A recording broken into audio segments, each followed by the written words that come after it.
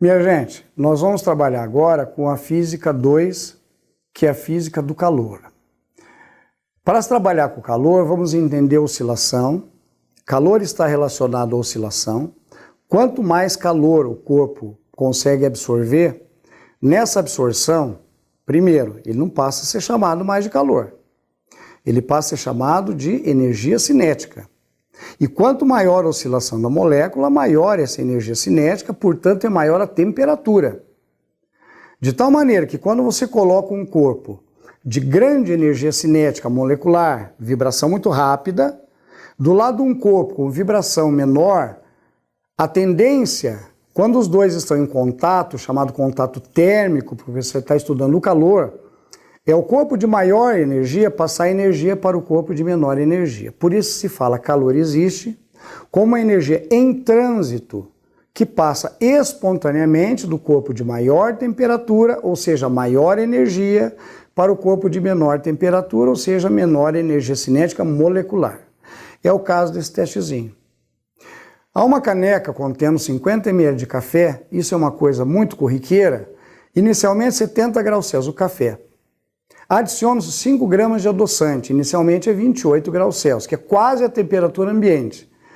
Considere o calor específico do café igual a 1 caloria por grau Celsius. Lembrando que esse é o calor específico, que é a característica térmica do corpo. O calor específico é a característica térmica do corpo. Você percebe se o corpo aquece rapidamente ou vagarosamente pelo valor do seu calor específico. O mais alto da tabela que vocês têm é o da água. O da água é 1. Então o calor específico do café, ele está considerando igual ao da água, ou seja, é difícil esfriar e é difícil esquentar. No momento que você coloca o adoçante, você coloca com capacidade, ou seja, calor específico de 2 calorias por grau Celsius. Muito mais difícil ainda de variar a temperatura, ou seja, a composição química do adoçante dá a ele, molecularmente falando, uma dificuldade de aumento de oscilação ou diminuição de oscilação, que é a temperatura. Então veja, você tem café, muito difícil de esfriar, difícil de esquentar. E você tem adoçante muito mais difícil de esfriar e de esquentar. Você vai colocar os dois juntos. Só que ele fala 50 ml de café. Na equação que eu tenho sobre quantidade de calor trocada, esse corpo dá, esse corpo perde. Então esse corpo aqui deu calor, esse corpo aqui vai ganhar calor. Há uma troca de calor entre eles.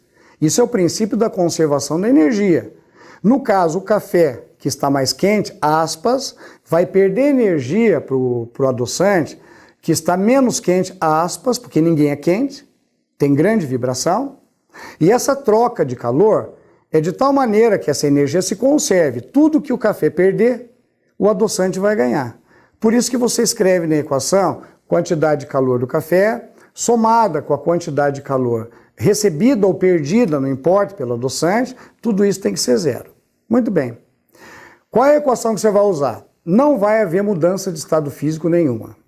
Se não vai haver mudança de estado físico, haverá só variação na vibração da molécula, que é a chamada variação de temperatura. Então, para isso você vai usar a equação do massa, calor específico, variação de temperatura. O pessoal fala que macete. Então, que macete para o café, somado que macete para o adoçante. Tudo isso igual a 0. O problema é que ele deu volume de café, 50 ml, isso é volume. Você vai ter que passar isso para massa, porque é massa, calor específico, variação de temperatura. Veja, a quantidade de calor perdida pela água, somada com a quantidade de calor ganha pelo adoçante, como a água perde, é negativa essa quantidade de calor. Como o adoçante ganha, é positiva. Tem valores iguais, porque o que perde no corpo é ganho pelo outro. Conservação da energia. Perdeu aqui, ganhou aqui.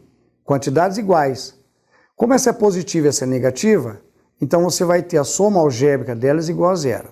Mas um fato que eu quero comentar com vocês é isso. A água, ela tem calor específico 1.